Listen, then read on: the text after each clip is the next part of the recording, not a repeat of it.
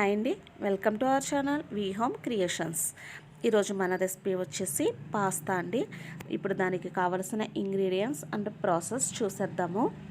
ముందుగా మనకి కట్ చేసి పెట్టుకున్న ఆనియన్స్, క్యారెట్ ముక్కలు, బంగాళాదుంప ముక్కలు, పచ్చి బఠానీ, సన్నగా కట్ చేసిన టమాటా ముక్కలు, 2-3 పచ్చిమిర్చి, సన్నగా తురిమిన అల్లం, టేస్ట్కి తగ్గట్టు సాల్ట్ అండ్ పాస్తాలు. ఇప్పుడు మనం ప్రాసెస్ చూసేద్దామండి. ముందుగా పాస్తాలు బాయిల్ చేసి పెట్టుకోవాలి. నేను ఇలా బాయిల్ చేసి పెట్టుకున్నాను. చూడండి, మీరు ఇలా ఫోర్క్తో గుచ్చితే కనుక మనకి సాఫ్ట్గా ఉండాలి. ఇవి బాగా సాఫ్ట్గా అయిపోతే బాగుండదు, ఇలా ఉండాలి. మీకు ఎలా అన్నది ఇప్పుడు నేను చూపించేస్తాను. ఫస్ట్ ఒక బౌల్లో వాటర్ తీసుకోండి. వాటర్ తీసుకున్న తర్వాత మనం తీసుకున్న పాస్తాలు అందులో వేసుకోవాలి.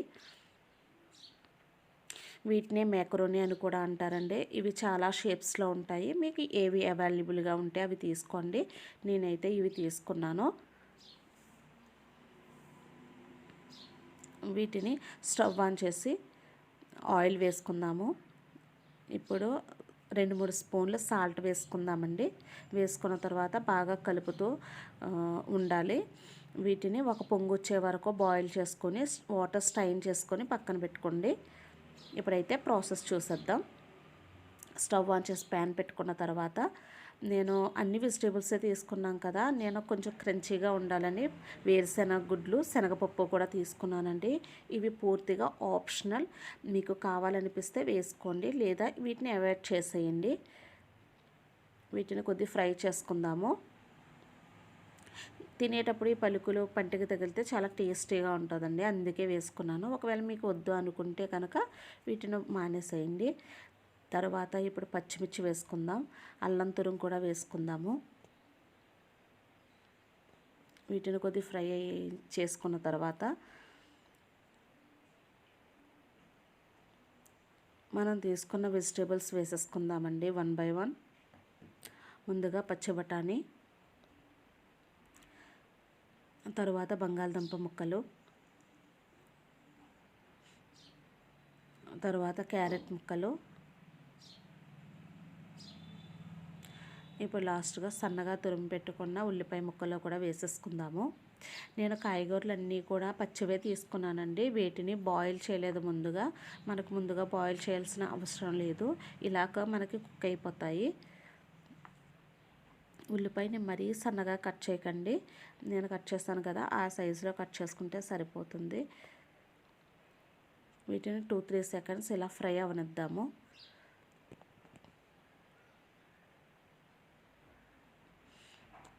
చూడండి, ఇప్పుడు ఒకసారి మళ్ళీ కలుపుదాము. మూత తీసి వీటిని ఒకసారి ఇలా కలుపుకున్న తర్వాత ఇప్పుడు ఇందులో సాల్ట్ యాడ్ చేసుకుందామండి. సాల్ట్ వేసుకుంటే మనకి త్వరగా ఫ్రై అవుతాయి కదా.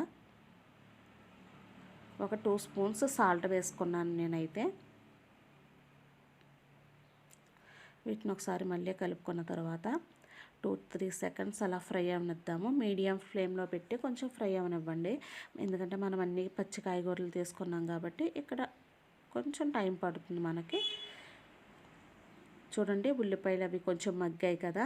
ఇప్పుడు మనం టమాటా ముక్కలు వేసేసుకుందాము.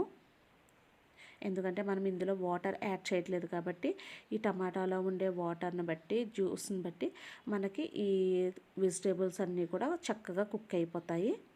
ఒకసారి అంతా బాగా కలుపుకొని మళ్ళీ 2-3 సెకండ్స్ వీటిని మగ్గనిద్దాము.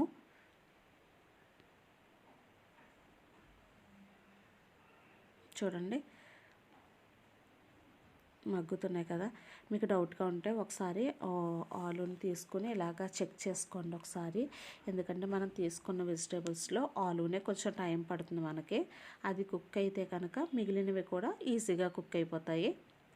మళ్ళీ 2-3 సెకండ్స్ అలాగే మగ్గనిద్దాం ఒకసారి. చూడండి, అన్నీ కూడా వెజిటేబుల్స్ అన్నీ కూడా చక్కగా మగ్గిపోయాయి మనకి.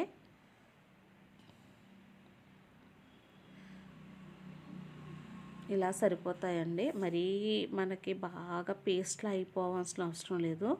మనకి ఇలాగా కుక్ అయితే సరిపోతాయి. ఇప్పుడు ఇందులో మనం ముందుగా బాయిల్ చేసి పెట్టుకున్నాం కదండి పాస్తాలో, వాటిని కూడా యాడ్ చేసేసుకుందాము.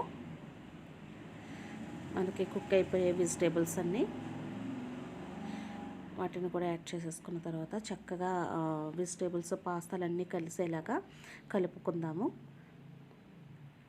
ఇప్పుడు ఇందులో మసాలా వేసుకుందామండి. పాస్తా మసాలా మనకు బయట దొరుకుతుంది, అది వేసుకున్నా సరే. నేనైతే ఇంట్లో తయారు చేశాను, మీకు దీని ప్రాసెస్ కూడా చెప్తాను తర్వాత. నేనైతే ఈ మసాలా తీసుకున్నాను. ఒకవేళ మీరు చాట్ మసాలా వేసుకోవాలన్నా కూడా చాట్ మసాలా వేసుకోవచ్చు. ఈ మసాలాను 2 స్పూన్లు యాడ్ చేస్తున్నానండి. మనకు 2 స్పూన్లు సరిపోతుంది. మనం మిర్చి అవి కూడా వేసుకున్నాం కాబట్టి మసాలా సరిపోతుంది. దీనిలో అడిషనల్గా కారం కానీ ఇలాంటివి ఏం అక్కర్లేదండి. ఎందుకంటే మనం అల్లం వేసుకున్నాము, మిర్చి వేసుకున్నాము కాబట్టి మనకి కారం సరిపోతుంది. ఇప్పుడు బాగా చక్కగా మిక్స్ చేసుకున్న తర్వాత స్టవ్ ఆఫ్ చేసేసుకుందాము. ఒకవేళ మీకు కావాలనుకుంటే ఇప్పుడే మీరు టమాటా సాస్ కూడా యాడ్ చేసుకోవచ్చు. నేనైతే ఇప్పుడు యాడ్ చేయట్లేదండి, తినేటప్పుడు యాడ్ చేసుకుంటున్నా కూడా బాగానే ఉంటుంది. ఇప్పుడు సర్వింగ్ బౌల్లోకి తీసేసుకుందాము. చూసారు కదా ఎంతో టేస్టీగా ఉండే పాస్తా. మనం బయట మాత్రమే తింటాము, కానీ ఇంట్లో కూడా చాలా సింపుల్గా చక్కగా తయారు చేసుకోవచ్చు. మీరు కూడా తప్పకుండా ట్రై చేయండి. చూడండి, టమాటా సాస్తో సర్వ్ చేసుకుంటే చాలా బాగుంటుంది. మరొక నెక్స్ట్ వీడియోతో మళ్ళీ కలుద్దామండి.